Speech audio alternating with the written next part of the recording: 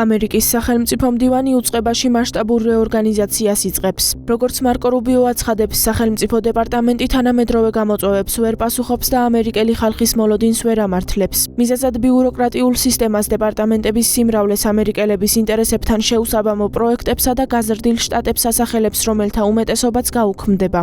დღეს ამერიკა დიდი ძალების კონკურენციის ახალ ეპოქასა და მრავალპოლარული წესრიგის აღზევებას უპირისპირდება სახელმწიფო დეპარტამენტით, რომელიც ახშობს შემოქმედებითობას, მოკლებულია ანგარიშვალდებულებას და ზოგჯერ ღია მტრობაშია ამერიკის ინტერესებთან.